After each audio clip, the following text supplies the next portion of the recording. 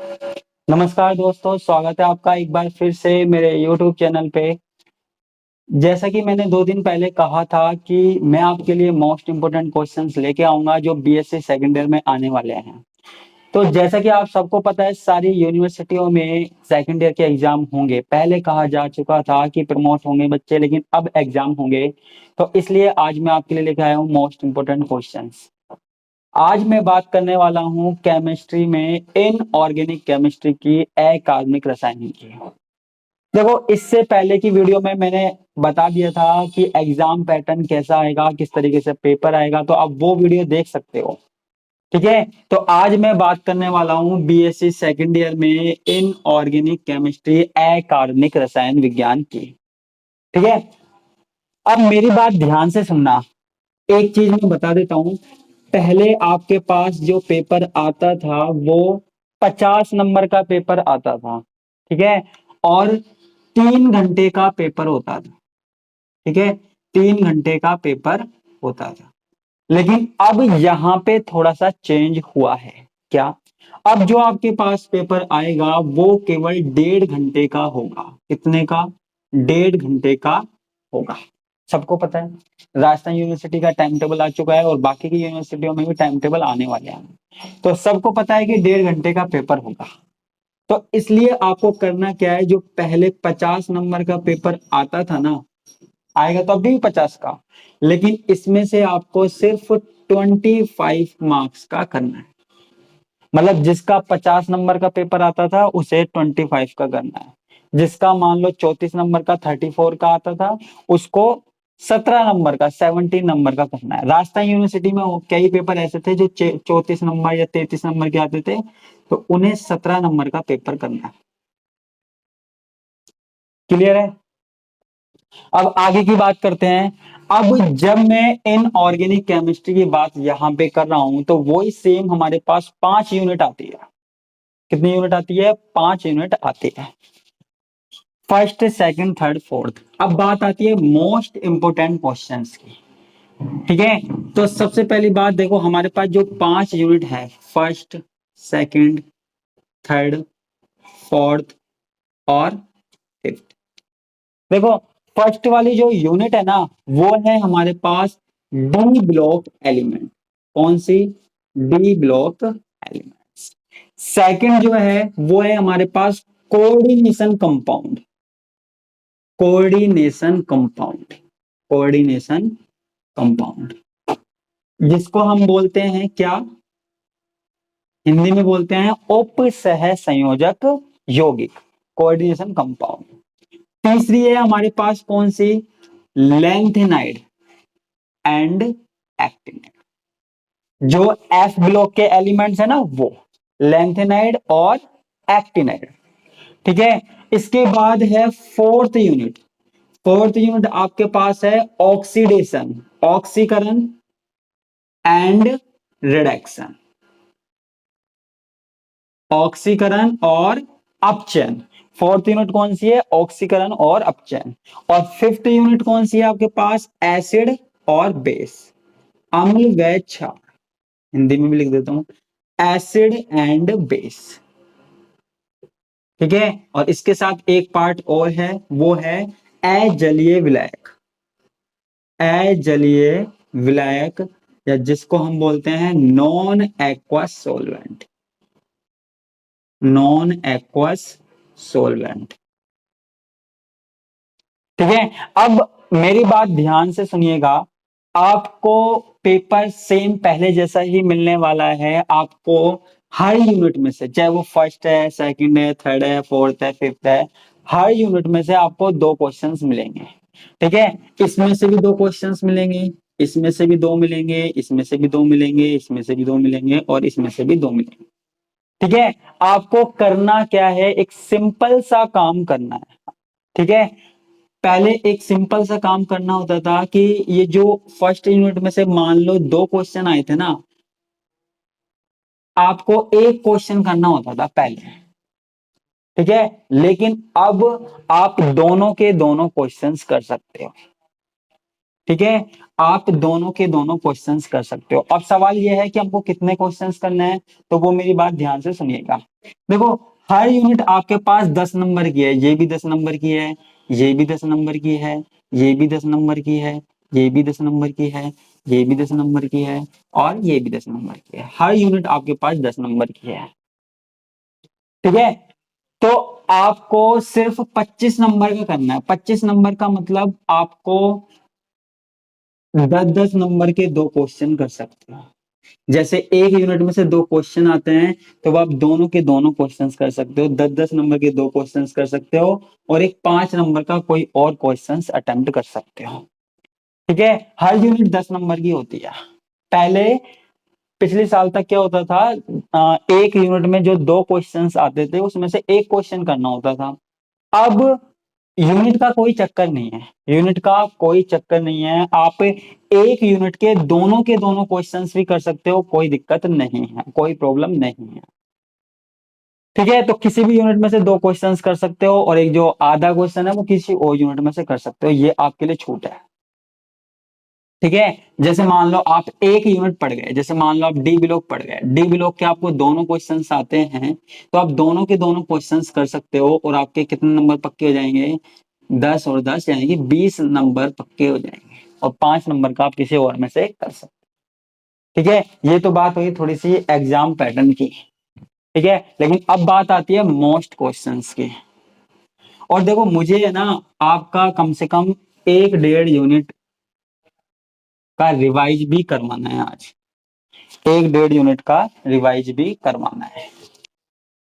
ठीक है, अब बात आती है, देखो रिवाइज करने के लिए हम क्या करते हैं, सबसे पहले जो मैं यूनिट ले रहा हूं वो है unit number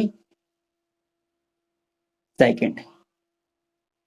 unit number second, ठीक है, जिसका नाम है कोऑर्डिनेशन कंपाउंड उप सह संयोजक यौगिक। क्या नाम है, उप सह संयोजक यौगिक, कोऑर्डिनेशन कंपाउंड। ठीक है, इस कोऑर्डिनेशन कंपाउंड में हमारे पास क्या क्या चीजें हैं, एक तो है वर्नर का सिद्धांत। क्या है, वर्नर का सिद्धांत, वर्नर्स थ्योरी, वर्नर्स थ्योरी, एक तो है वर्नर का सिद्धांत। ठीक है, एक आपके पास इसमें है नामकरण, नामकरण, नोमनक्लेचर, नोमनक्लेचर। एक आपके पास है EAN, इफेक्टिव एटॉमिक नंबर, प्रभावी परमाणु क्रमांक नियम। एक क्वेश्चन है आपके पास किलेट, किलेट। एक क्वेश्चन आपके पास क्या है, आइसोमेरिज्म, समावयवता, समावयवता, आइसोमेरिज्म। और एक आपके पास क्या है, एक आपके पास लास्ट जो है वो है VBT, वैलेंस बॉन्ड थ्योरी। देखो, इस यूनिट में से अगर कोई क्वेश्चन आएगा तो इन सब टॉपिकों में से आएंगे, दोनों के दोनों क्वेश्चंस आपको इन टॉपिकों में से मिलेंगे। देखो, सबसे ज्यादा पूछे जाने वाला क्वेश्चन क्या है, नामकरण, नोमेनक्लेचर। ठीक है, और क्या है, वर्नर का सिद्धांत, ये सबसे ज्यादा पूछे जाते हैं। ठीक है, आप ये लगा लीजिए इनमें से एक तो आएगा। ठीक है, उसके अलावा बाकी के ये भी पूछे जाते हैं, शॉर्ट नोट में पूछ ले जाते हैं, EN, क्लेट, समाविता, VBT, ये पूछ ले जाते हैं। तो अब हम इनमें से कुछ टॉपिक का रिवीजन कर लेते हैं, जिससे आपको थोड़ा सा याद आ जाए। ठीक है, तो कुछ टॉपिक का रिवीजन करते हैं।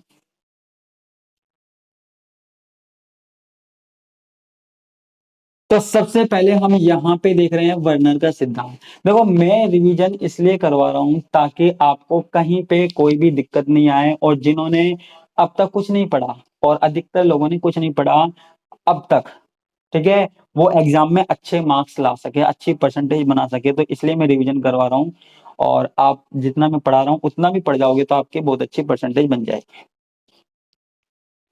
ठीक है, तो वर्नर का सिद्धांत क्या है, देखो, वर्नर का सिद्धांत किसके लिए दिया गया था, उप सह संयोजक यौगिकों के लिए दिया गया था, उप सह संयोजक यौगिकों के लिए दिया गया था, कोऑर्डिनेशन कंपाउंड के लिए दिया गया था। किसके लिए? कोऑर्डिनेशन कंपाउंड, कोऑर्डिनेशन कंपाउंड के लिए दिया गया था। उप सह संयोजक यौगिक कोऑर्डिनेशन कंपाउंड के लिए वर्नर का सिद्धांत दिया गया था। ठीक है, अब यहां पे आगे देखना, आपको पता है ये जो वर्नर है ना, वर्नर, ऐसा कहा जाता है कि इनको रात में एक सपना आया। ये जो वैज्ञानिक है वर्नर, इनको रात में सपना आया। सपने में इन्होंने क्या देखा? कोऑर्डिनेशन कंपाउंड को देखा, उप सह संयोजक यौगिक को देखा। और आप विश्वास नहीं करोगे, इन्होंने अगले दिन तक लगभग 12-13 घंटे में तो ये पूरा का पूरा सिद्धांत, पूरी थ्योरी दे दी। गजब बात है ना, पूरा का पूरा सिद्धांत दे दिया, अगले 12-13 घंटों में लिखकर तैयार रख दिया कि ऐसे ऐसे होता है। ठीक है, आप सोचोगे यार कितनी अच्छी बात है, लेकिन उस सिद्धांत को साबित करने में, ये सिद्धांत को साबित करने में इनको 20 साल लग गए। ठीक है, इसलिए इनको, वर्नर को, उप सह संयोजक यौगिकों का पिता भी कहा जाता है। फादर ऑफ कोऑर्डिनेशन कंपाउंड भी इनको कहा जाता है ना। गजब बात है ना।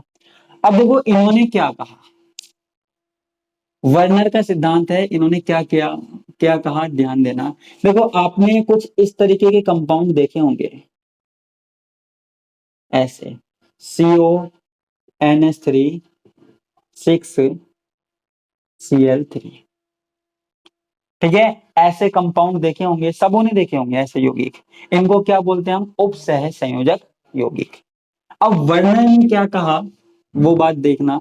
वर्णन ने कहा कि जो ये कंपाउंड होते हैं, जो ये यौगिक होते हैं ना, उप सह संयोजक यौगिक होते हैं, उप सह संयोजक यौगिक, इनमें दो प्रकार की वैलेंसी होती है, दो प्रकार की संयोजकता होती है। एक तो प्राथमिक संयोजकता, प्राथमिक संयोजकता,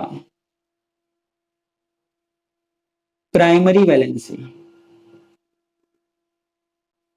ठीक है, वर्णन ने क्या कहा कि उप सह संयोजक यौगिकों में दो प्रकार की संयोजकता होती है, एक तो प्राइमरी वैलेंसी और एक सेकेंडरी वैलेंसी।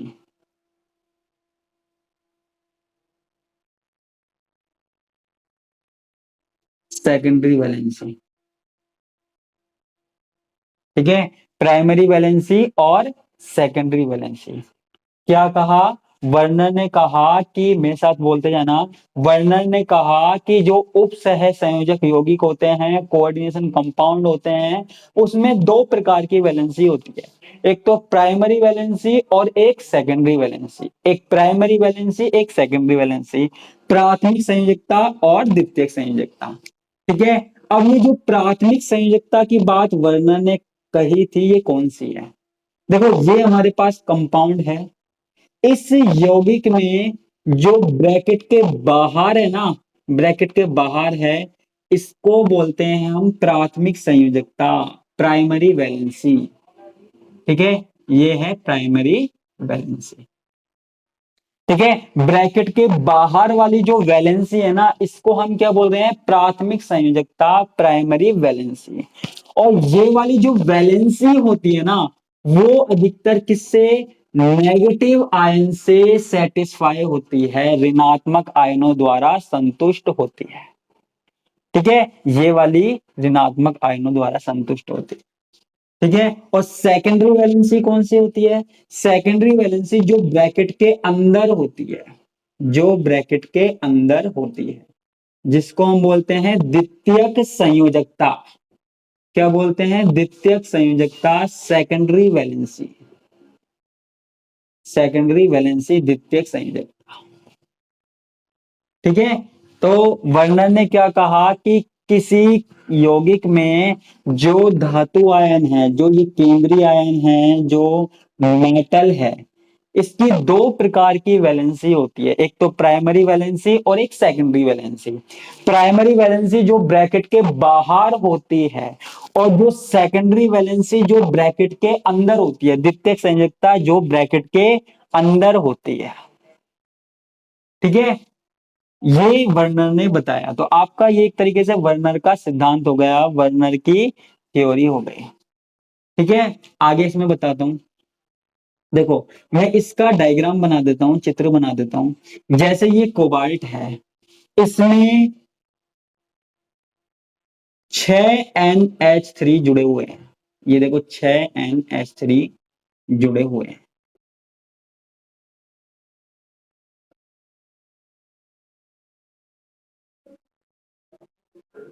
NH3 और ये NH3 और 3 क्लोरीन जुड़े हुए हैं। अब देखो एक बात और बताता हूं मैं आपको।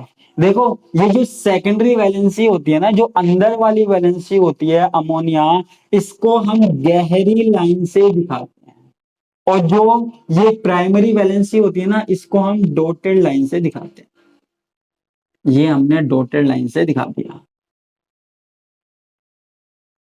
ठीक है, ध्यान रखना, जो सेकेंडरी वैलेंसी है इसको हम गहरी लाइन से दिखाते हैं, और जो प्राइमरी वैलेंसी है इसको डॉटेड लाइन से दिखाते हैं, बिंदुदार रेखाओं द्वारा दिखाते हैं। बिंदुदार रेखाओं द्वारा क्यों दिखाते हैं? देखो, जब इस यौगिक को, जब इस कंपाउंड को हम किसी विलायक में घोलते हैं, किसी सॉल्वेंट में घोलते हैं, किसी विलायक में घोलते हैं, तो ये वाला जो भाग है ना, क्लोरीन वाला भाग, वो अलग हो जाता है, अलग हो जाता है, और ये वाला भाग ऐसा का ऐसा बना रहता है। ठीक है, अभी नोट्स की भी बात करेंगे। ये वाला भाग ऐसा का ऐसा बना रहता है, और ये वाला भाग क्या होता है, अलग हो जाता है। कौन सा? क्लोरीन वाला भाग बिल्कुल अलग हो जाता है।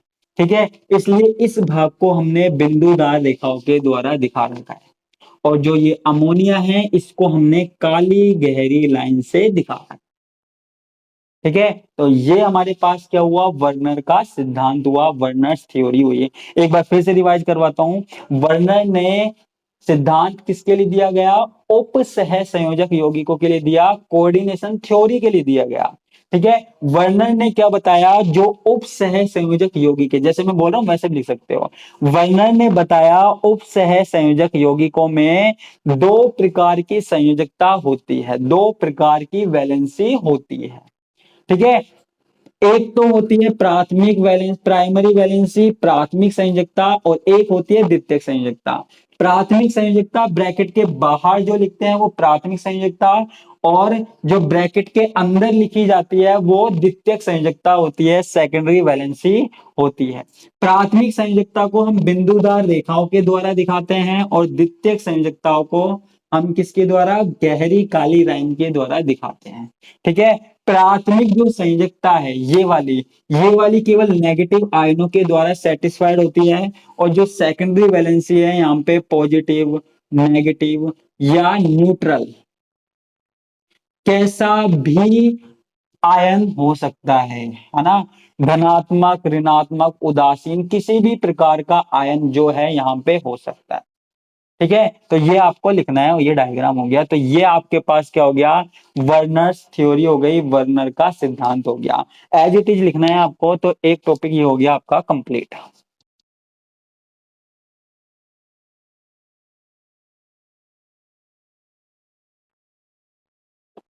ठीक है, तो ये हमारे पास क्या हुआ? वर्नर का सिद्धांत। अब एक इसमें छोटा सा पॉइंट क्या है? EAN, इफेक्टिव एटॉमिक नंबर या प्रभावी परमाणु क्रमांक नियम।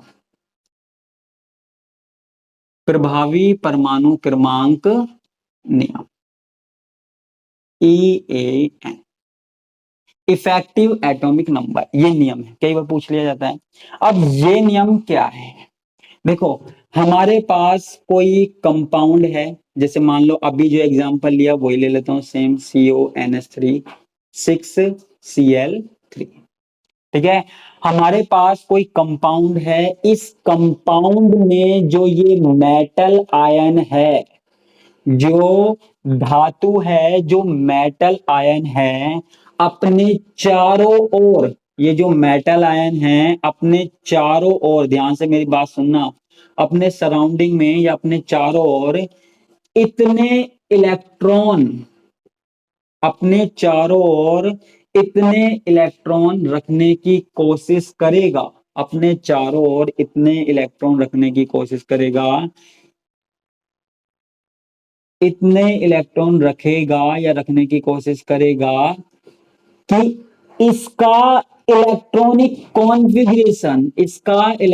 कॉन्फ़िगरेशन या इलेक्ट्रॉनिक विन्यास किसके जैसा हो जाए, उत्कृष्ट गैस जैसा हो जाए।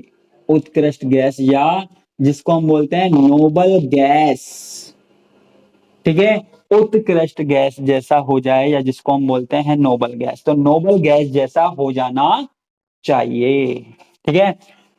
तो यहां पे अब जैसे मान लो कोबाल्ट है, कोबाल्ट, ठीक है। अब यहां पे मेरी बात ध्यान से सुनना, कोबाल्ट कितने नंबर पे आता है, 27 नंबर पे आता है।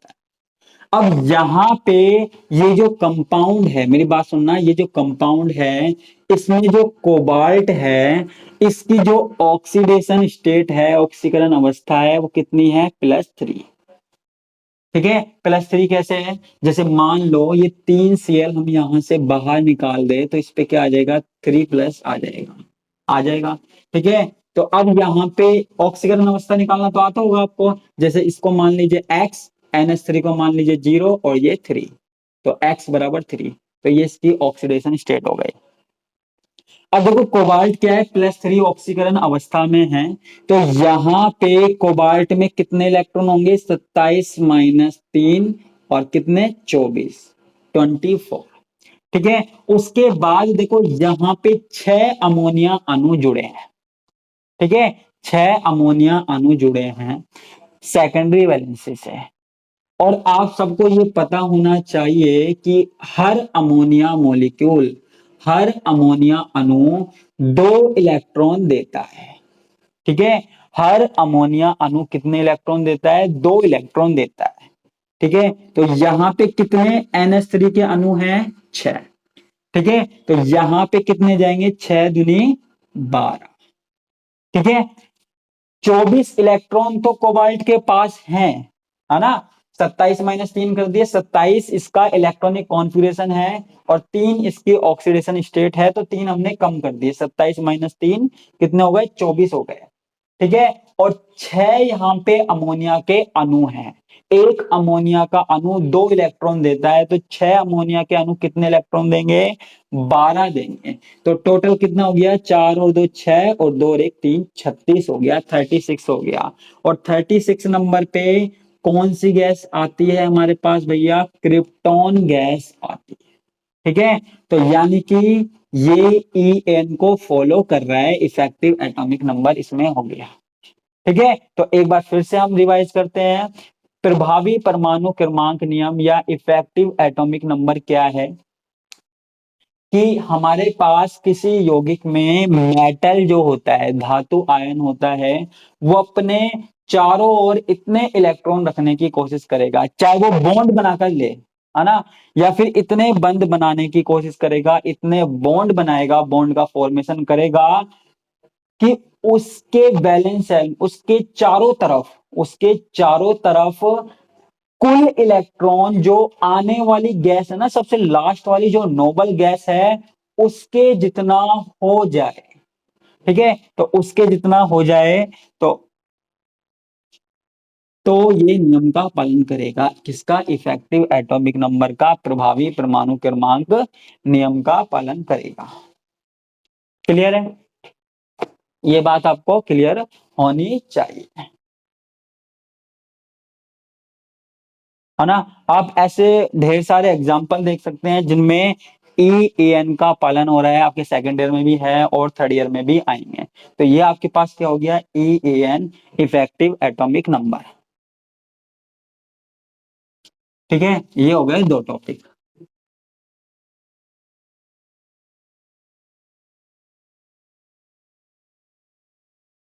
है ना।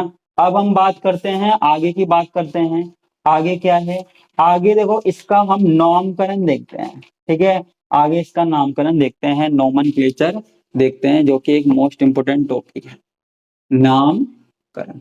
देखो इतना टाइम नहीं है हमारे पास कि मैं पूरा एक एक चीज बता सकता हूँ, नामकरण इतना, क्योंकि नामकरण पढ़ने में बहुत ज्यादा टाइम लग जाएगा, लेकिन फिर भी मैं आपको बिल्कुल सिंपल तरीके से नाम बताने की कोशिश करता हूं, अगर आपको समझ में आ जाए तो। ठीक है, अब देखो नामकरण करने के लिए क्या नियम है। नामकरण करने के लिए कुछ नियम होते हैं। अब वो नियम हम पढ़ने जाएंगे तो यहाँ पे हम पढ़ नहीं पाएंगे। ठीक है, तो इसके लिए हम क्या करते हैं वो मेरी बात ध्यान से सुनना। ठीक है, देखो जब भी आपके पास कोऑर्डिनेशन कंपाउंड का नाम आएगा, ठीक है, तो यहां पे आपको सबसे पहला क्या देखना है, ब्रैकेट कहां पे है। ठीक है, ब्रैकेट कहां पे है।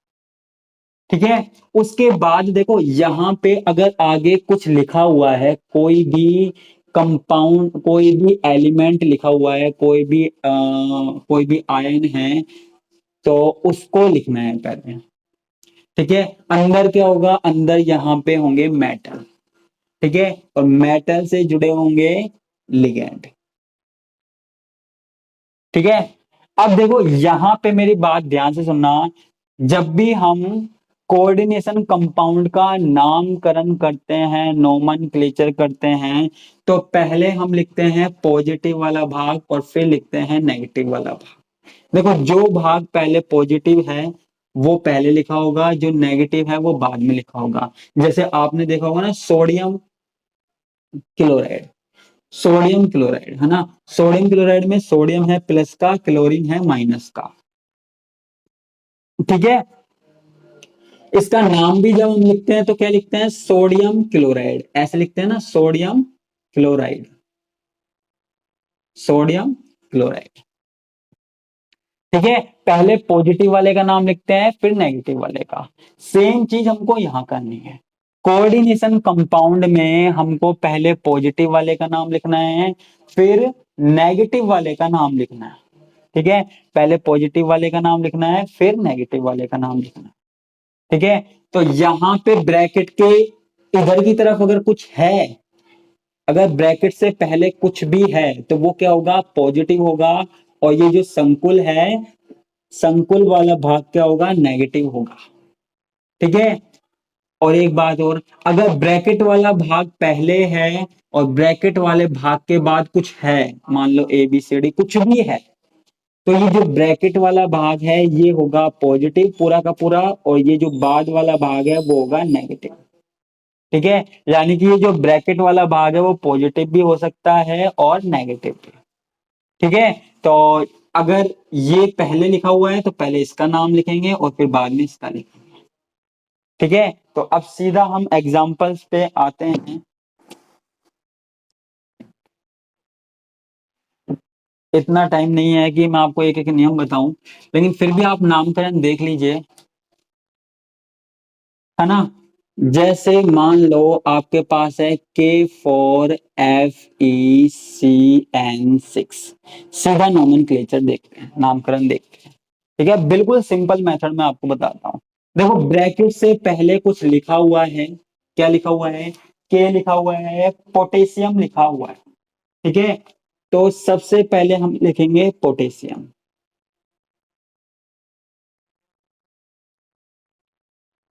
पोटेशियम। ठीक है, अब यहां पे चाहे K3 हो, K4 हो, K5 हो, K2 हो, K1 हो, कोई फर्क नहीं पड़ता। आपको तो सिर्फ क्या लिखना है, पोटेशियम लिखना है। अगर सोडियम आ जाता है तो सोडियम लिखना है। ये 4 3 2 टेट्रा ट्राई ये कुछ भी नहीं लगाना है। ये बाहर वाले भाग के लिए कुछ भी नहीं लगाना। ठीक है, क्लियर है। ये लिख दिया हमने पोटेशियम, ये हो गया हमारे पास प्लस वाला भाग। उसके बाद, उसके बाद आपको क्या करना है, ये जो कॉम्प्लेक्स है ना, संकुल है ब्रैकेट वाला, इसमें आपको देखने हैं लिगेंड। ठीक है, लिगेंड जैसे यहां पे कितने लिगेंड हैं, 6। तो 6 को हम क्या लिखते हैं, हेक्सा। क्या लिखते हैं, हेक्सा लिखते हैं। ठीक है, हेक्सा लिखते। ठीक है, उसके बाद ये सीएन है। अब मेरी बात ध्यान से सुनना, जब हम कोऑर्डिनेशन कंपाउंड का नाम लिखते हैं तो वहां पे हम लिगेंड के नाम को थोड़ा सा चेंज कर देते हैं। जैसे ये साइनाइड है तो इसको साइनिडो या साइनो भी बोलते हैं। क्या बोलते हैं? साइनो भी बोलते हैं। ठीक है, देखो लिगेंड अलग अलग है। जैसे लिगेंड मान लो CN है, फ्लोरीन है, क्लोरीन है, ब्रोमीन है, आयोडीन है, तो इनका नाम थोड़ा थोड़ा सा चेंज कर देते हैं, तो वो आपको पता होगा। आप बुक में से देख लेना किस लिगेंड को क्या बोला जाता है। ठीक है, तो यहाँ पे CN है, इसको हम क्या लिखेंगे? Hexacyano. ठीक है, उसके बाद जो Fe है ना, उसको हम क्या लिखेंगे? फेरेट। फेरेट। अगर हमारे पास ये वाला भाग बाद में है, ये वाला भाग क्या है? बाद में है, तो इसमें जो मेटल आयन का नाम है उसके लास्ट में हम लगा देंगे 8। ATE ferrate. है ना? क्रोमियम आ जाता तो क्रोमेट। है ना? प्लेटिनम आ जाता तो प्लेटिनेट। मेटल के नाम में क्या लगाना है? 8 लगाना है। क्लियर है ना? अब यहां पे सबसे लास्ट में हमें लिखनी है ऑक्सीडेशन स्टेट। किसकी? मेटल आयन की ऑक्सीडेशन स्टेट लिखनी। अब मेटल आयन की ऑक्सीडेशन स्टेट कैसे निकालेंगे, वो मेरी बात ध्यान से सुनना। देखो, ये हमारे पास K4 है। अगर इस K4 को हटा दिया जाए, 4 पोटेशियम को हटा दिया जाए, आपको पता है हर पोटेशियम पर एक प्लस चार्ज होता है। अगर 4 पोटेशियम को हटा दिया जाए, ये चारों को हटा दिया जाए, तो इस पूरे संकुल के ऊपर कितना चार्ज आ जाएगा? -4 आ जाएगा। ठीक है, कितना आ जाएगा? -4 आ जाएगा, -4 आ जाएगा। ठीक है, अब देखो यहां पे -4 आ गया। अब इसका हमको क्या निकालना है? ऑक्सीकरण अंक निकालना है, तो इसको हम क्या मान लेते हैं? एक्स। ठीक है, एक्स मान लेते हैं, उसके बाद प्लस। ठीक है, CN कितने हैं? 6। एक CN पे कितना चार्ज होता है? अगर आपको पता है ये तो याद रखना पड़ेगा। एक CN के ऊपर होता है -1 चार्ज होता है। ठीक है, तो 6 CN पे क्या होगा? -6 चार्ज होगा, और इज इक्वल टू 4। -4। अब x बराबर, यहां पे 6 को हम इधर ले जाएंगे, 6 चला जाएगा तो क्या हो जाएगा? प्लस का -4 इज इक्वल टू 2। ठीक है, इज इक्वल टू 2। तो यहां कितना आ गया? 2। तो यहां इसकी वैलेंसी ऑक्सीकरण अवस्था आ गई 2, तो यहां हमको लिख देना है 2। ठीक है, तो यहां हम 2 लिख सकते हैं। तो इस तरीके से आपको नाम लिखना है, किसी भी कंपाउंड का आप नाम लिख सकते हो। ठीक है, एक एग्जांपल और देख लेते हैं। जैसे मान लो आपके पास है क्रोमियम। ध्यान से देखना, क्रोमियम NH3 3H2O3 और Cl3, ये है। ठीक है, पहले यहां पे आगे कुछ था ब्रैकेट से पहले, अब यहां पे कुछ नहीं है। अब यहां पे कुछ नहीं है, तो अब हमें सीधा कॉम्प्लेक्स का नाम लिखना है। ठीक है, तो यहाँ पे कॉम्प्लेक्स का नाम लिखने के लिए सबसे पहले हमारे पास जो नियम है, रूल कहता है कि सबसे पहले लिगेंडो का नाम लिखो। अब लिगेंड जहां पे 2 है तो किसका नाम लिखें? जिसका अल्फाबेट से पहले आता है, तो उसका नाम हमको पहले लिखना है। तो यहाँ पे हम क्या लिखेंगे? Try amine. अच्छा, हिंदी में भी नाम लिखना चाहो तो इसका हो जाएगा potassium hexacyano ferrate. Second, English में लिखो तो ज्यादा अच्छा है। ट्राई एमीन, देखो 3 एमीन है, ट्राई एमीन। उसके बाद H2O। H2O को हम क्या बोलते हैं? एक्वा। Try aqua. NH3 को बोलते हैं ट्राई एमीन, और H2O को बोलते हैं ट्राई एक्वा। उसके बाद हमारे पास क्या है? क्रोमियम। ठीक है, तो यहां हम लिखेंगे क्रोमियम। ठीक है, उसके बाद यहां पर हमको क्या लिखनी है? धातु की ऑक्सीडेशन स्टेट लिखनी है। एक बात और मैं बता दूं, जब हमारे पास ये ब्रैकेट वाला भाग किसी आयन के बाद होता है, यानी कि ये वाला भाग माइनस का होता है, तब लास्ट में 8 लगाते हैं। लेकिन अगर ब्रैकेट वाला भाग पहले ही है, ठीक है, तो यहाँ पे 8 नहीं लगेगा, जो मेटल का नाम है वो सीधा का सीधा लिखा जाएगा।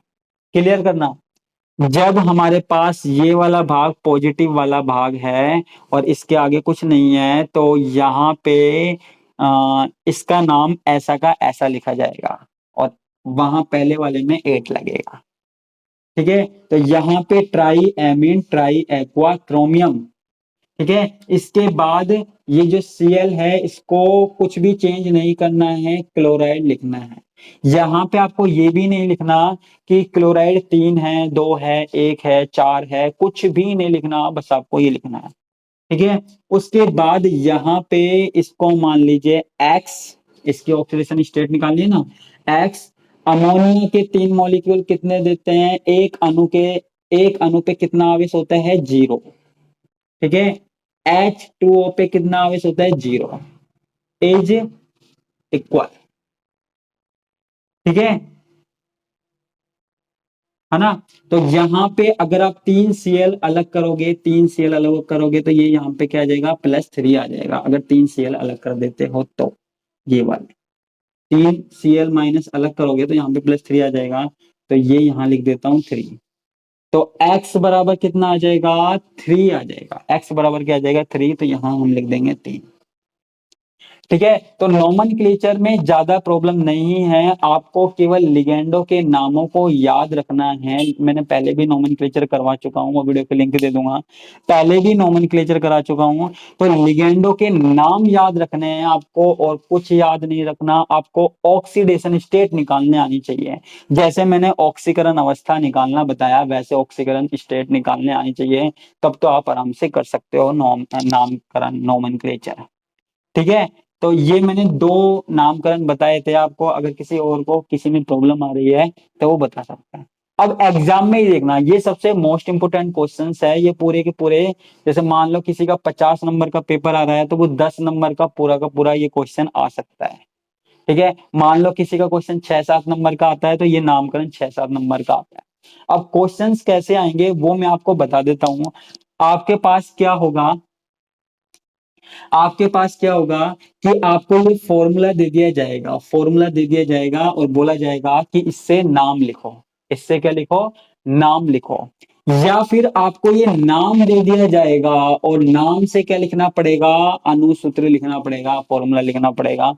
तो वही बात है यहाँ पे। ठीक है, नाम से आपको फॉर्मूला लिखवा देगा या फॉर्मूले से आपको नाम लिखवा देगा। ठीक है, दोनों चीज। और कई बार एग्जाम में देखा गया है, जैसे मान लो 10 नंबर का क्वेश्चन आया, तो यहाँ पे 5 तो हमारे पास क्या आते हैं, फॉर्मूले आते हैं। 5 ऐसे फॉर्मूले आते हैं और बोला जाता है इनके नाम लिखो। ठीक है, और 5 नाम आते हैं, 5 नेम आते हैं, इनके फॉर्मूले लिखो। ठीक है, तो दोनों तरह के क्वेश्चंस हमारे पास यहाँ पे आते हैं, तो वो आप यहाँ पे कर सकते हो। ठीक है,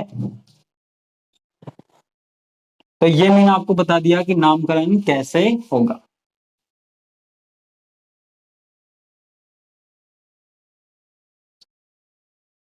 अब यहाँ पे देखो, मैं कुछ एग्जाम्पल लिखवा देता हूं आपको। जैसे CuNH3 4। ठीक है, मैं कुछ एग्जाम्पल लिखवा देता हूं, तो आपको क्या करना है, खुद करना है। जो पिछले साल के एग्जाम्स में आए हुए हैं और जो मोस्ट इंपोर्टेंट है, तो वो आपको खुद करना है। ये कुछ एग्जाम्पल्स हैं, तो इनको आप खुद कर सकते हो। और इनके आंसर मुझे जरूर बताना, आप कमेंट बॉक्स में लिख सकते हो। ठीक है, आपके आंसर चेक करने के लिए। ठीक है, तो मैं कुछ एग्जांपल लिखे जा रहा हूं, तो आप मुझे बताते जाना कि इनका क्या होगा। ठीक है,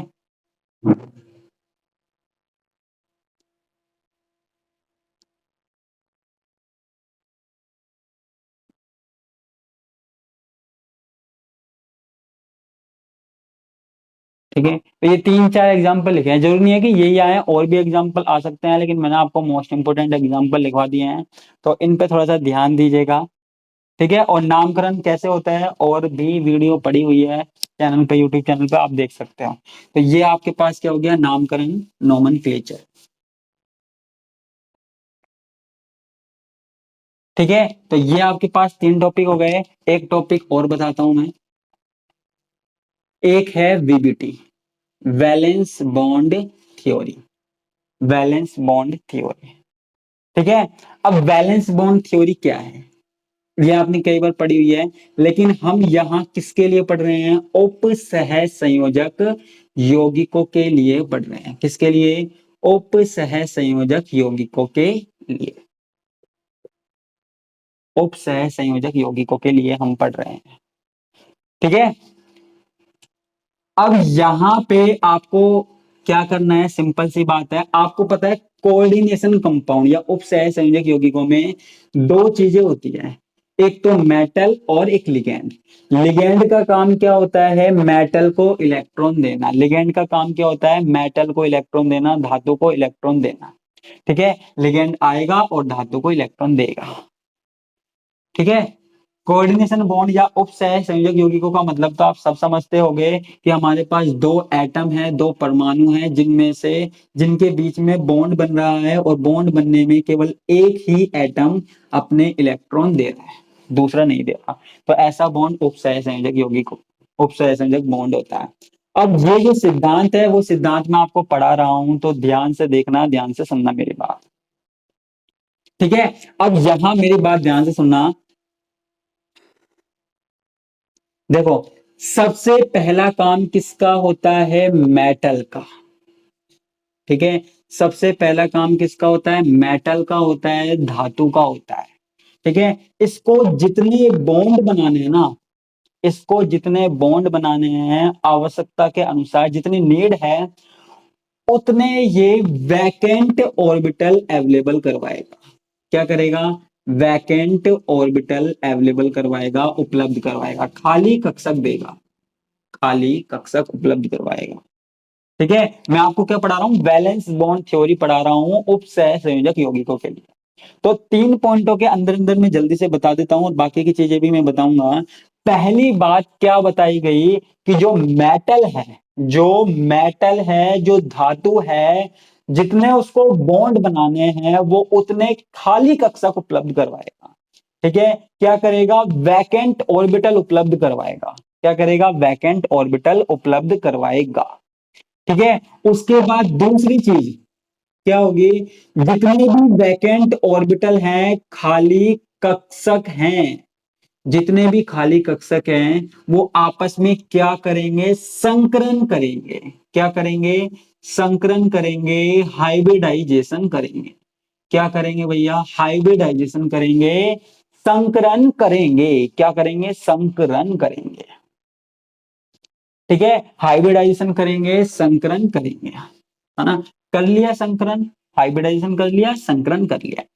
ठीक है, संकरण जैसे मान लो 2 ऑर्बिटल हैं, तो क्या होगा, sp संकरण होगा। ठीक है, 3 ऑर्बिटल हैं तो क्या हो जाएगा, sp2 हो जाएगा, है ना। अगर 4 ऑर्बिटल आपस में मिले, जैसे ये 4, 1 2 3 4, 4 ऑर्बिटल आपस में मिले, तो क्या हो जाएगा, sp3 हो जाएगा। 5 ऑर्बिटल मिले तो sp3d हो जाएगा। 6 मिले तो sp3d2, या इसको बोल सकते हैं d2sp3 हो जाएगा। ये हाइब्रिडाइजेशन हमने पढ़ा। तो पहला काम क्या हुआ, पहला काम ये हुआ कि जो मेटल आयन है, जो धातु है, वो वैकेंट ऑर्बिटल उपलब्ध करवाएगा, खाली कक्षक उपलब्ध करवाएगा। दूसरा काम क्या है, वो खाली कक्षक जो है, वैकेंट ऑर्बिटल जो है, वो आपस में मिक्स हो जाएंगे, आपस में मिक्स हो जाएंगे, आपस में मिश्रित हो जाएंगे, और क्या करेंगे, हाइब्रिडाइजेशन करेंगे, संकरण करेंगे। ठीक है, ये काम हो गया। 2 है तो sp बनेगा, 3 है तो sp2, ठीक है, 4 है तो sp3, 5 है तो sp3d, 6 है तो sp3d2। ठीक है, और यहां पे तीसरा काम क्या होगा, तीसरा काम है लिगेंड आएगा और मेटल को इलेक्ट्रॉन देगा। क्या होगा, लिगेंड आएगा और मेटल को इलेक्ट्रॉन देगा, ये तीसरा काम है हमारे पास।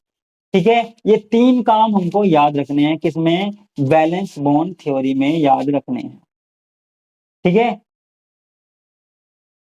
ये तीन काम हमको याद रखने हैं, है ना। तो ये हमारे पास क्या हो गई, बैलेंस बॉन्ड थ्योरी हो गई। इसमें हालांकि और भी पॉइंट है, लेकिन आप इन तीनों पॉइंटों को याद रख सकते हो। ठीक है, तो यहाँ पे तीन मेन पॉइंट है वीबीटी के, कि पहले तो जो धातु आयन है वो खाली कक्षा को उपलब्ध करवाएगा, वैकेंट ऑर्बिटल देगा। उसके बाद दूसरा काम क्या होगा, दूसरा काम क्या होगा, जो खाली ऑर्बिटल है, वैकेंट ऑर्बिटल है, आपस में क्या करेंगे, हाइब्रिडाइजेशन करेंगे। ठीक है, और तीसरा काम क्या होगा, लिगेंड आएगा और मेटल को इलेक्ट्रॉन देगा। क्या देगा, मेटल को इलेक्ट्रॉन देगा, धातु को इलेक्ट्रॉन देगा। ठीक है, और आपस में ये बॉन्ड बना लेंगे। तो ये हमारे पास क्या हो गई, वीबीटी। हालांकि इसकी बहुत ज्यादा कमियां हैं, लेकिन फिर भी हमारे पास हो गई वीबीटी। इसमें दो तीन पॉइंट और हैं, जैसे इसमें डी पाई पी पाई बॉन्डिंग है, वो आप पढ़ लेना। लेकिन मेन जो है वो तीन पॉइंट मैंने ये पढ़ा दिया, और इसकी जो ड्रॉबैक्स है वो। तो ये आपके पास क्या हो गई, वीबीटी हो गई।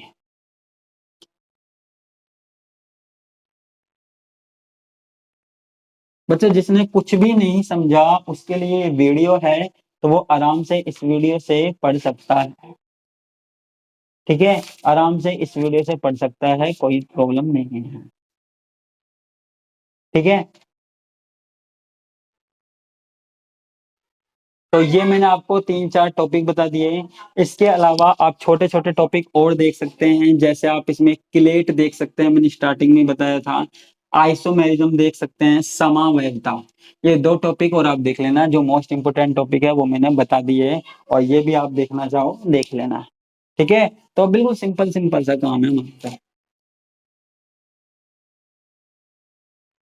ठीक है, तो ये हमारे पास कौन सी यूनिट हो गई, ये हमारे पास हो गई सेकंड नंबर की यूनिट हो गई, इसका रिवीजन हो गया।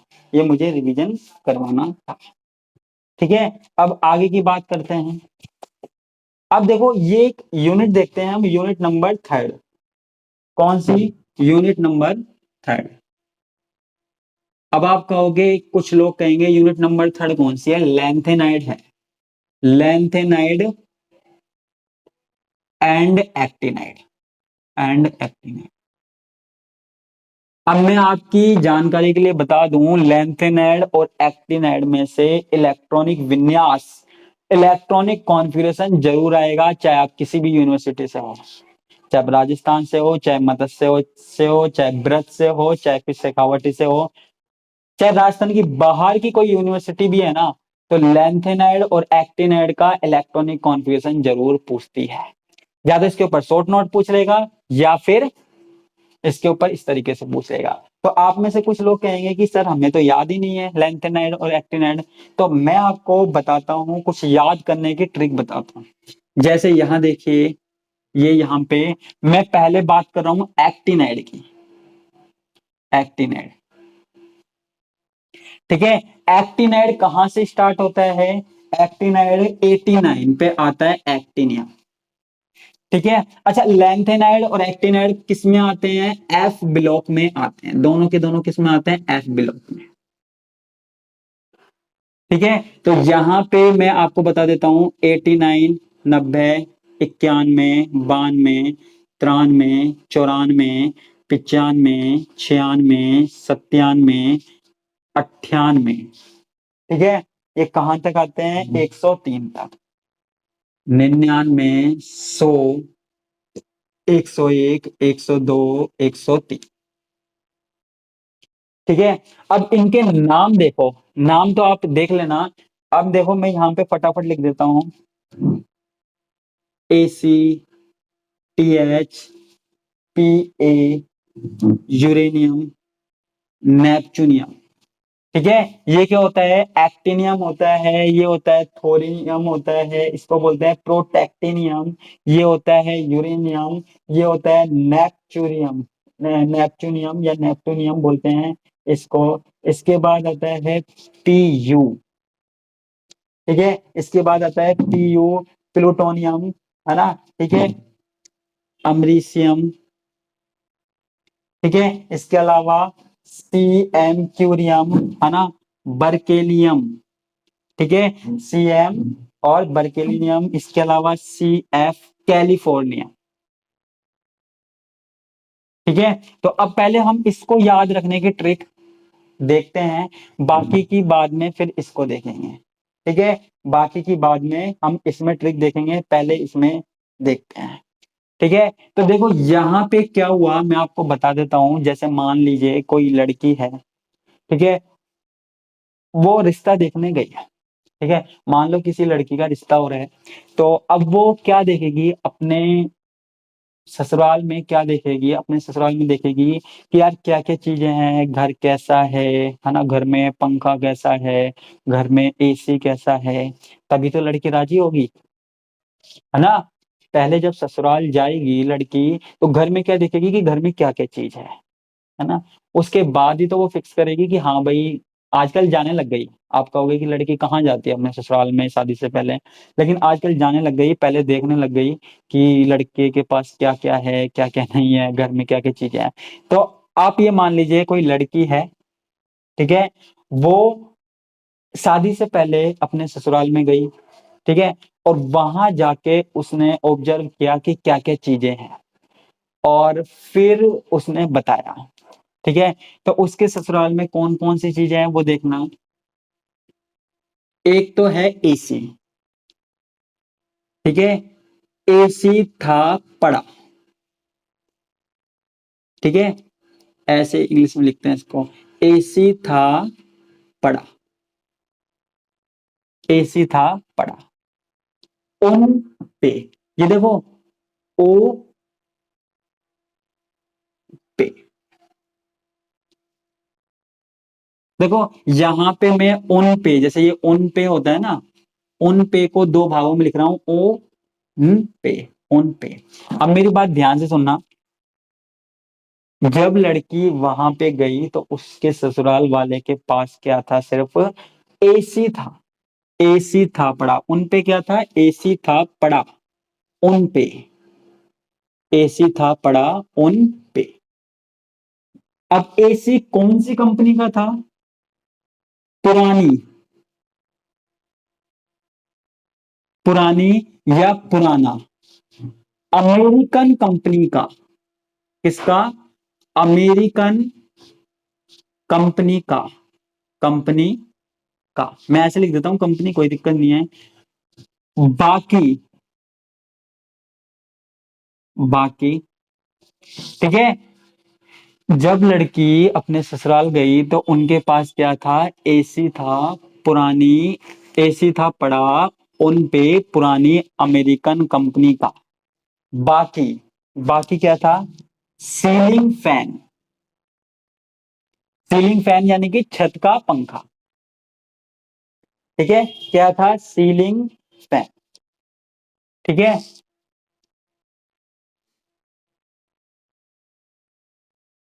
अब यहां पे मेरी बात देखना, कि जब लड़की वहां पे गई उसने देखा कि AC है, और AC पड़ा हुआ है, वो भी पुरानी अमेरिकन कंपनी का है। तो लड़की ने क्या किया,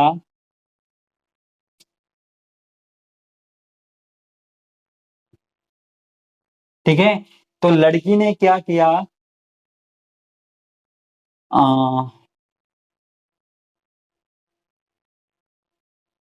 ठीक है, लड़की ने क्या किया, मना कर दिया, लड़की ने मना कर दिया, ठीक है। जब लड़की अपने ससुराल गई वहां पे उसने क्या देखा, उसने एक तो यहाँ पे AC देखा और एक देखा पंखा। तो उसने क्या किया, ऐसी, है ना, इसको इंग्लिश में लिखते हैं ऐसी फैमिली, फैमिली, मैं ए हटा रहा हूं इसमें से, यूं मत सोचना मैंने गलत लिख दिया। ऐसी family, middle class, middle class, no लड़की राजी, नो लड़की, लड़की को लड़की बोल देते हैं कहीं, तो नो लड़की राजी। अब मेरी बात ध्यान से सुनना, इसको याद रखना है, एक्टिनाइड को याद रखना है, तो कैसे याद रखोगे, मेरी बात ध्यान से सुनना। एग्जाम में, एग्जाम में आपसे पूछा जाएगा कि इलेक्ट्रॉनिक कॉन्फ़िगरेशन बताइए। इलेक्ट्रॉनिक कॉन्फ़िगरेशन आप लिख लोगे, लेकिन आपको उससे पहले पता होना चाहिए कि एटॉमिक नंबर कितने पे आता है, कोई भी एलिमेंट कितने पे एटॉमिक नंबर पे आता है। या फिर आपको एटॉमिक नंबर दे देगा और आपसे बोलेगा कि इसका इलेक्ट्रॉनिक कॉन्फ़िगरेशन लिखिए।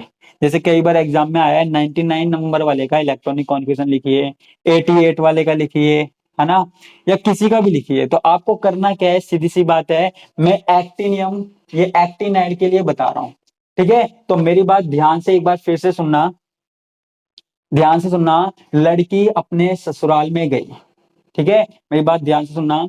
लड़की अपने ससुराल में गई, वहां पर जाकर उसने क्या देखा वो मैं आपको इस टेबल के अंदर बता रहा हूं। तो यहां देखना, एसी था पड़ा, ठीक है, एसी था पड़ा उन पे, ये दो वर्ड एक साथ हो गए, एसी था पड़ा उन पे, पुरानी अमेरिकन कंपनी का, बाकी सीलिंग फैन, ऐसी फैमिली मिडिल क्लास, नो लड़की राजी, नो लड़की राजी। तो वहां पे क्या हुआ कि एसी था पड़ा पुरानी अमेरिका कंपनी का, तो वहां पे लड़की ने मना कर दिया कि मुझे शादी नहीं करनी, कि ये तो ऐसा कह रहा है, मुझे तो हाई फाई फैमिली चाहिए। तो ऐसी फैमिली मिडिल क्लास, नो लड़की राजी, ठीक है। एसी था पड़ा उन पे, पुरानी अमेरिकन कंपनी का, बाकी सीलिंग फैन, ऐसी फैमिली मिडिल क्लास, नो लड़की राजी। तो ये क्या क्या हो जाएंगे, एक्टिनियम हो जाएगा, थोरियम हो जाएगा, और क्या हो जाएगा, प्रोटेक्टिनियम हो जाएगा, यूरेनियम हो जाएगा, नेपच्यूरियम हो जाएगा, उसके बाद प्लूटोनियम हो जाएगा, एमेरिशियम हो जाएगा, है ना, एमरीसियम हो जाएगा। उसके बाद यहाँ पे सीएम क्यूरियम हो जाएगा, उसके बाद बर्केलियम हो जाएगा, कैलिफोर्नियम हो जाएगा, ठीक है। उसके बाद ईएस यानी कि आइंस्टीनियम हो जाएगा, एफएम फर्मियम हो जाएगा, एमडी से हो जाएगा मेंडेलिवियम हो जाएगा, ठीक है, एनओ नोबिलियम हो जाएगा, और एलआर लोरेंसियम हो जाएगा। तो इस तरीके से आप याद रख सकते हो, किसको, एक्टिनाइड को याद रख सकते हो। ये एक्टिनाइड को याद रखने की ट्रिक है, ठीक है। अब एग्जाम में क्या पूछा जाता है, एग्जाम में आपसे पूछा जाता है कि इनका इलेक्ट्रॉनिक कॉन्फ़िगरेशन। तो इलेक्ट्रॉनिक कॉन्फ़िगरेशन लिखने के लिए सबसे पहले तो आपको पता है, अ, जो एक्टिनियम है, एक्टिनियम से पहले कौन सी गैस आती है, एक्टिनियम से पहले कौन सी गैस आती है, कौन सी नोबल गैस आती है, रेडोन आती है। तो सबों में हम यहाँ लिख लेते हैं रेडोन, रेडोन, रेडोन लिख लेते हैं सबों में, रेडोन, रेडोन, रेडोन, ठीक है, रेडोन, ये रेडोन, ये रेडोन, ठीक है, ये रेडोन, ये रेडोन, ये रेडोन, और ये रेडोन, ठीक है।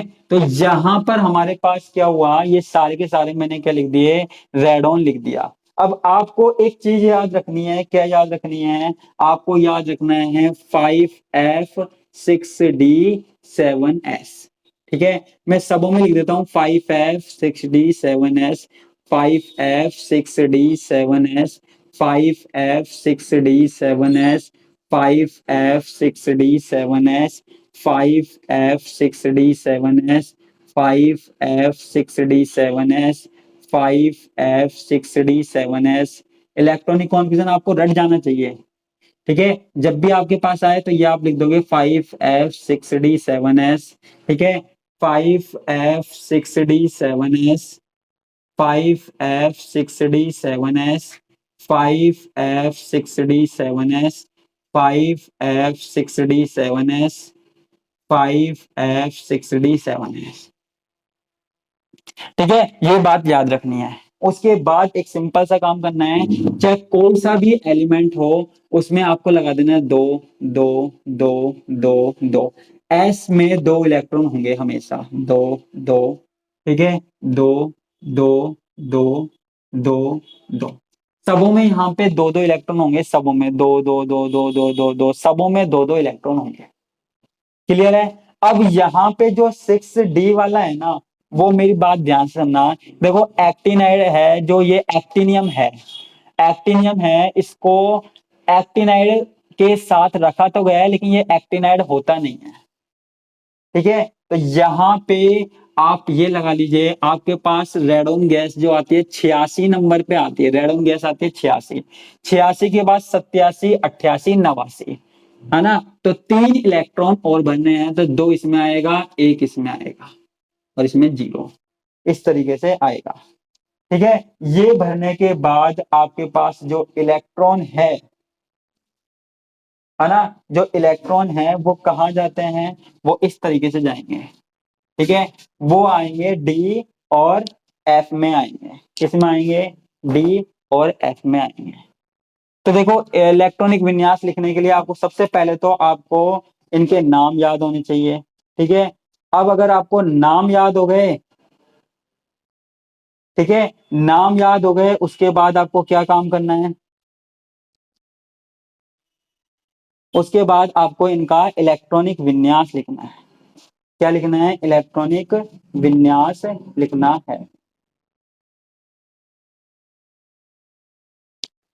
ठीक है, तो 7s वाले में तो हमेशा दो दो दो दो लिख देना, आपका काम आसान हो जाएगा। ठीक है, उसके बाद आती है 6d की बात। अब देखो यहाँ पे 6d वाले में, मतलब ये थोरियम वाले में, है ना, या तो आप लिख देना 5f2 6d0, ये लिखा हुआ है।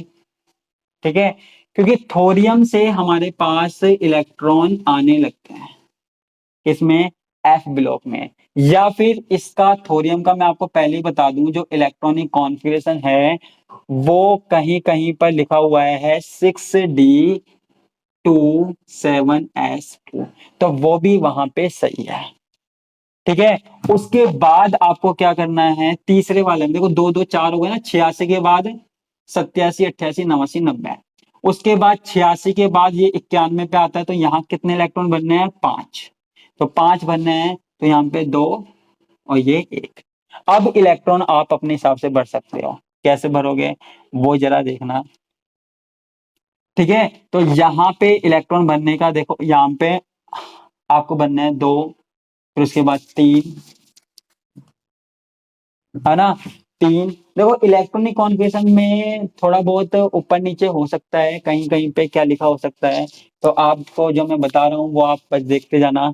तो यहाँ पे क्या हो जाएगा, 5f3 हो जाएगा, ये कितने पे आता है, 3 और 2 5, और ये आ जाएगा 6d1, है ना, इस तरीके से। या 5f4 भी हो सकता है ये, है ना। उसके बाद नेपच्यूनियम, नेपच्यूनियम में क्या आएगा, 5f5 आएगा, 6d0 आएगा। ठीक है, उसके बाद 6 और ये 0। ठीक है, उसके बाद 5f7 6d0 2। अब इसके बाद इस वाले 5f में वापस से 7 इलेक्ट्रॉन आएंगे, है ना, और डी वाले में 1 आएगा। अब आप पूछेंगे ऐसा क्यों हुआ, ऐसा इसलिए हुआ क्योंकि देखो, मैंने आपको पहले भी कई बार बता चुका हूं, 3 4 5 6, जो हमारे पास आधे भरे हुए कक्षक वाली स्टेट होती है वो सबसे ज्यादा स्टेबल होती है। जब एफ ब्लॉक में 7 इलेक्ट्रॉन भर जाते हैं तो वो जो स्टेट है वो स्टेबल हो जाती है, तो अगला इलेक्ट्रॉन किस में चला जाता है, डी में चला जाता है। ठीक है, तो यहाँ पे इसमें चला गया। उसके बाद ये 5f है ना, ये आ जाएगा 9 60 7s2। ठीक है, उसके बाद 10, है ना, उसके बाद 11 12 13। ठीक है, उसके बाद इसमें 14, और इसके बाद इसमें 14। ठीक है, इलेक्ट्रॉन बनने जाएंगे, देखो यहाँ 14 14, ये 0 0 0 0, और यहाँ पे आ जाएगा 1। ठीक है, तो आपको ये काम करना है। ठीक है, इसको मैं मिटा देता हूँ मिडिल क्लास फैमिली को।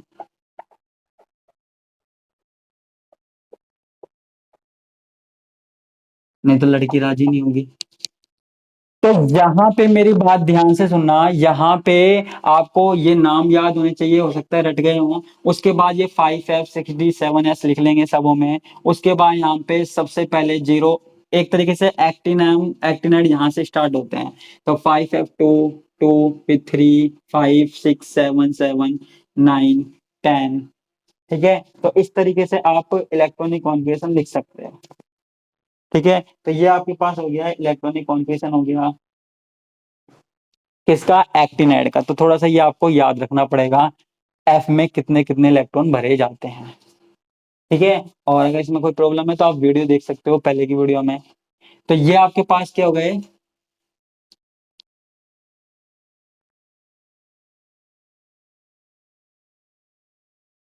एक्टिनाइड हो गए, एक्टिनाइड हो गए।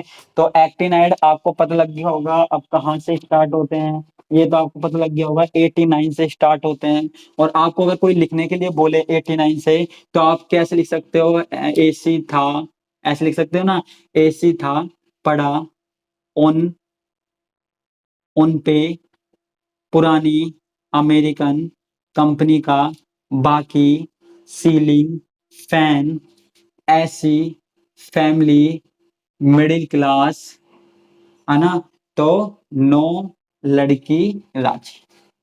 ठीक है, तो ये आप लिख सकते हो, ये आपको याद हो जाएगा। और जब ये याद हो गया, आपको पता है 89 पे ये आता है, तो 89, 90, 91, 92, 93, 94, 95, 96, 97, 98, 99, 100, 101, 102, 103। तो ये आपको वैसे याद हो जाएगा।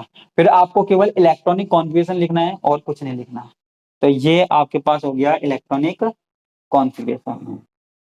ठीक है, तो इसको मैं मिटा देता हूँ।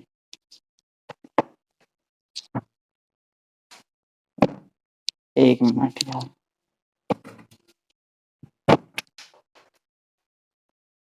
तो इसको मैं मिटा देता हूँ। ठीक है, ऐसे ही आपके पास लेंथ एंड एड की सीरीज होती है। ठीक है, तो लेंथ एंड एड की सीरीज है, वहां पे भी आप ऐसे ही याद कर सकते हैं, आप अपने हिसाब से कोई ट्रिक बना सकते हैं जिससे आपको याद हो जाए। जैसे मैं यहाँ पे बना देता हूँ। ठीक है, अब जो लेंथेनम है वो कहाँ से स्टार्ट होता है, 57 नंबर से स्टार्ट होता है, ये लेंथेनम है, 57, 98, 58, 59। ठीक है, तो इसको देखो मैं फटाफट बता देता हूँ। PMSM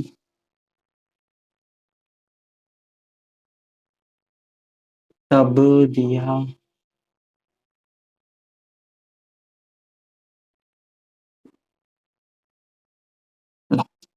ठीक है, तो यहाँ पे 57, 58, 59, 60, 61, 62, 63, 64, 65, 66, 67, 68, 69, 70, और ये, ठीक है। ठीक है, तो यहाँ पे तुम्हारे पास ये हो गया है, तो ये तुम्हारे पास क्या हो गया, ये हो गया लेंथेनाइड। ठीक है, तो ये लेंथेनाइड तुम ऐसे लिख सकते हो। इसको भी याद रखने के लिए तुम ट्रिक बना सकते हो, या फिर हम, अगर जरूरत है तो हम बता सकते हैं ट्रिक। ठीक है, तो यहाँ पे इसका इलेक्ट्रॉनिक कॉन्फ़िगरेशन देखना है। अब देखो मेरी बात ध्यान से सुनना, यहाँ सबों में जिनोन, जिनोन गैस तो है। ठीक है, सबों में जब भी इलेक्ट्रॉनिक विन्यास लिखना है आपको क्या लिखना है, जिनोन गैस लिख देनी है, जिनोन, जिनोन, जिनोन। ठीक है, जिनोन, ये इसमें xenon, xenon, xenon, xenon, xenon. अभी याद करने की ट्रिक भी मैं बता दूंगा, ये जिनोन। ठीक है, ये सबों में। उसके बाद आपको क्या करना है, यहाँ पे 4F 5D 6S, 4F 5D 6S, 4F 5D 6S, 4F 5D 6S, 4F 5D 6S, 4F 5D 6S, 4F 5D 6S, 4F 5D 6S।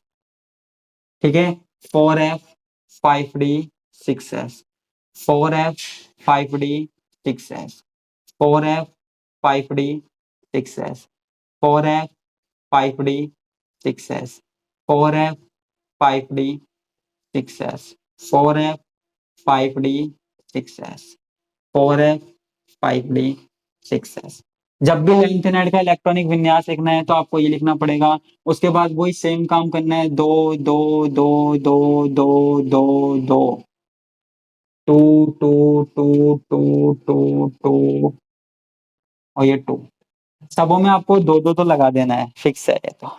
उसके बाद देखो यहां से स्टार्ट करते हैं लेंथेनम से। देखो लेंथेनम जो है वो एफ ब्लॉक में नहीं आता, इसलिए इसमें 0 इलेक्ट्रॉन है, और यहाँ डी में होते हैं एक।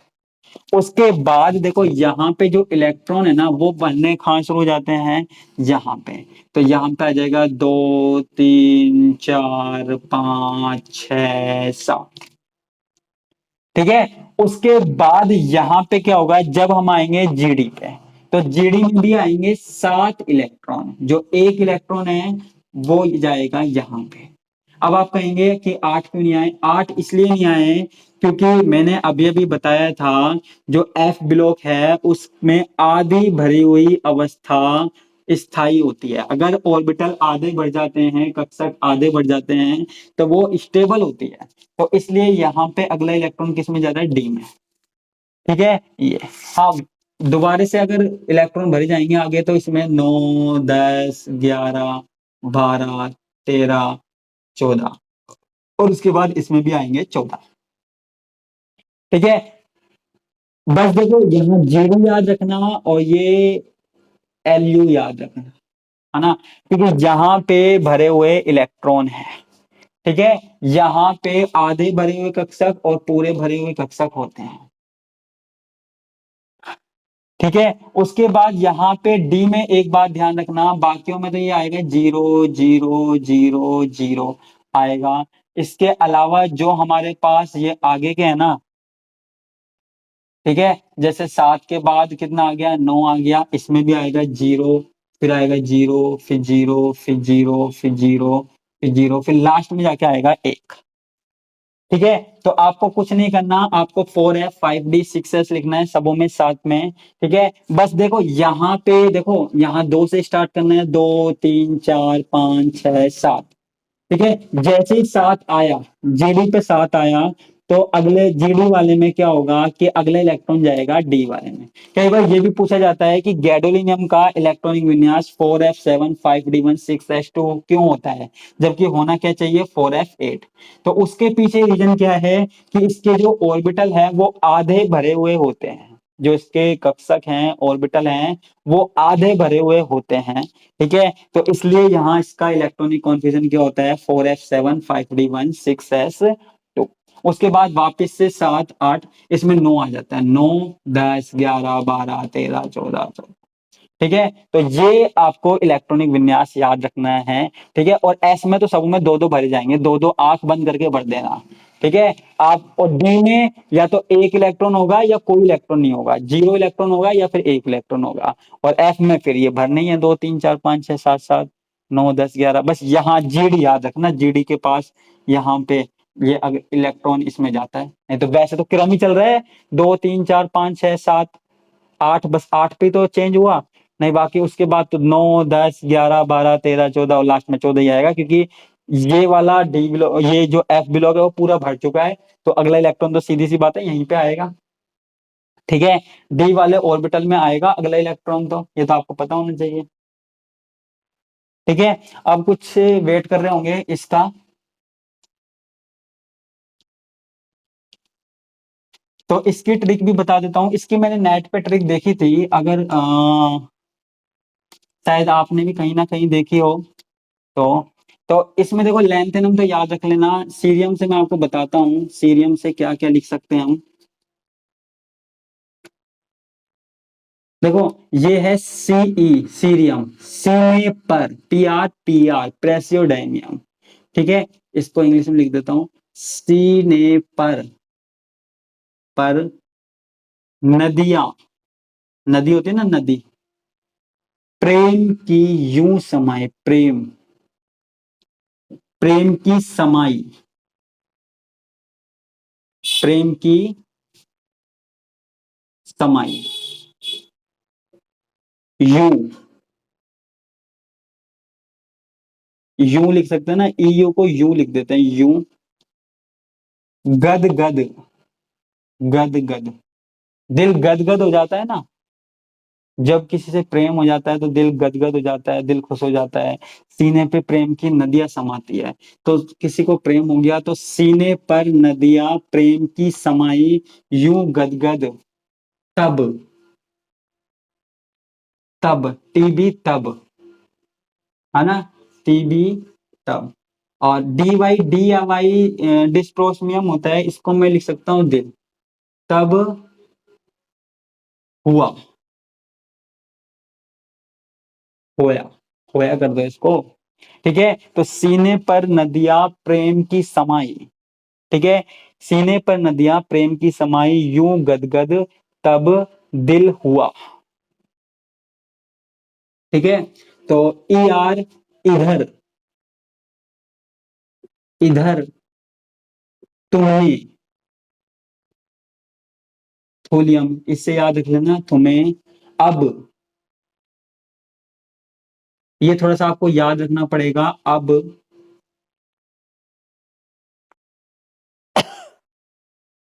लाऊं, या बुला। ठीक है, तो देखो, किसी को किसी से प्रेम हो गया, है ना, तो वहां पर क्या होगा, जब प्रेम होता है तो वहां पर क्या होता है, सीने पे प्रेम की नदियां समा जाती है, दिल जो होता है जो गदगद हो जाता है। तो लेंथ एंड एड को याद रखने के लिए आपको क्या करना पड़ेगा, कि सीने पर नदियां प्रेम की समाई, सीने पर नदियां प्रेम की समाई, यूं दिल गदगद हो गया। ठीक है, या फिर तब दिल गदगद हो गया। ठीक है, कैसे याद रखनी है, सीने पर नदियां प्रेम की समाई, मेरे साथ लाइन बोलना, सीने पर नदियां प्रेम की समाई, यूं गदगद तब दिल हुआ, गदगद तब दिल हुआ, इधर तुम्हें अब बुलाऊं, है ना, किसी से प्रेम हो गया, सीने पर नदियां समा रही है, दिल गदगद हो गया, तो ऐसा मन करता है कि उसे अपने पास बुला लें, है ना, उसे अपने पास बुला लें। तो सीने पर नदियां प्रेम की समाई, गदगद तब दिल हुआ, है ना, इधर तुम्हें अब बुलाऊं, इधर तुम्हें अब बुला। ठीक है, तो इसको आप गा सकते हो, याद कर सकते हो, तो कैसे, दोबारा से एक बार याद करते हैं, अच्छा लग रहा है। ठीक है, सीने पर नदियां प्रेम की समाई, सीने पर नदियां प्रेम की समाई, यूं गदगद तब दिल हुआ, गदगद तब दिल हुआ, इधर तुम्हें अब बुलाऊं, इधर तुम्हें अब बुलाऊं। तो इस ट्रिक से आप लेंथ एंड एड को याद रख सकते हो। ठीक है, तो सीने पर नदियां, सीरियम, प्रेसियोडाइमियम, नियोडाइमियम, प्रोमीथियम, प्रेम की समाई, यूं गदगद, गदगद गैडोलिनियम, तब दिल हुआ, इधर तुम्हें अब ऐसे लगा लेना, वाई भी कर लेना, अब लाऊं, है ना, अब लाऊं, है ना, किसी से प्रेम होता है तो उसको शादी के बाद घर लाने का मन करता है ना, प्रेम हो गया और किसी से सच्चा वाला, तो ऐसा मन करता है शादी कर लें, उसको घर लाएं। तो प्रेम हो गया, सीने पे नदियां समा रही हैं, उसे घर लाने का मन कर रहा है। ठीक है, तो ये बात किसकी हो गई, लेंथ एंड एड की बात हो गई। तो उम्मीद करता हूँ आपको याद हुई होगी लेंथ एंड एड की ये लाइन है। ठीक है, तो गलत जगह यही मत कर लेना। तो ये हो गया लेंथ एंड एड और एक्टिन का इलेक्ट्रॉनिक कॉन्फ़िगरेशन।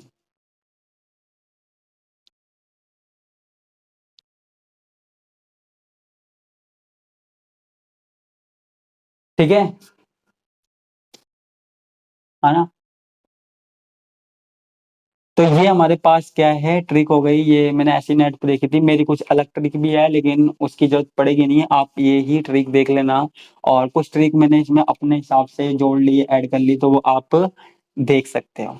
ठीक है, तो ये हो गई लेंथिन एड, एक्टिन एड। और एक बात और याद रखना, ये हो गई हमारे पास थर्ड यूनिट की बात।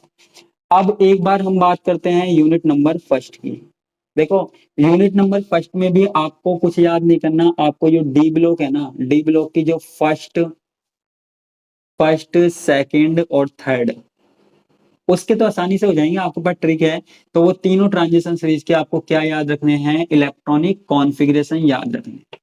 ठीक है। उसके अलावा जो फर्स्ट ट्रांजिशन सीरीज है ना, उसमें आप याद रख लेना एटॉमिक रेडियस, ये शॉर्ट नोट के लिए। और ionization energy, ionization energy, energy, ठीक है। एक तो ऊर्जा, आयनन ऊर्जा या आयनन विभव, और एक त्रिज्या। ये शॉर्ट नोट के रूप में आप फर्स्ट यूनिट में याद कर लेना, ठीक है। तो इसमें ऐसा कुछ बताने की जरूरत नहीं है, ठीक है। तो इसको हम करते हैं कैंसिल। तो इसमें भी आपको इलेक्ट्रॉनिक विन्यास याद रखना है, ठीक है। तो आराम से मैंने आपको 25 नंबर का मैटर तो मुझे उम्मीद करता हूँ तैयार करवा दिया होगा, और आप बाकी के नोट्स में देखना, बुक में देखना, तो आप और अच्छे से तैयार कर सकते हो। इसके अलावा, इसके अलावा अगर आप बात करते हो यूनिट नंबर 4 की, ठीक है, तो वहां पे आप 3 टॉपिक पढ़ लेना मेरे हिसाब से। तो एक तो आप पढ़ लेना लैटिमर डायग्राम, ये वीडियो पड़ी हुई है मेरी, आप यूट्यूब पे सर्च करोगे ऑक्सीडेशन रिडक्शन में लैटिमर डायग्राम मिल जाएगा। एक फ्रोस्ट डायग्राम, है ना, और एक पोरबैक्स डायग्राम। 4th यूनिट के अंदर ये 3 टॉपिक पढ़ लेना, आपको आराम से इसमें से एक टॉपिक या 2 टॉपिक या हो सकता है तीनों ही मिल जाए, ठीक है। तो ये तीनों भी मोस्ट इंपोर्टेंट टॉपिक है, कम से कम इसमें से भी 10 नंबर का क्वेश्चन आपको मिल जाएगा। इसकी वीडियो पड़ी हुई है, लिंक आपको मिल जाएगी, ठीक है। और यूनिट 5th की बात आती है, यूनिट 5th, अब कुछ लोग बोलेंगे हमें यूनिट 5th भी करनी है, तो वहां पे ज्यादा कुछ करने की जरूरत नहीं है। जैसे आप याद कर सकते हो आरएनएस का सिद्धांत, आरएनएस की थ्योरी याद रख लेना। इसके अलावा आप लक्स फिलड का सिद्धांत, लक्स फिलड सिद्धांत, एक आप याद रख लेना लुईस का सिद्धांत, क्या, लुईस का सिद्धांत।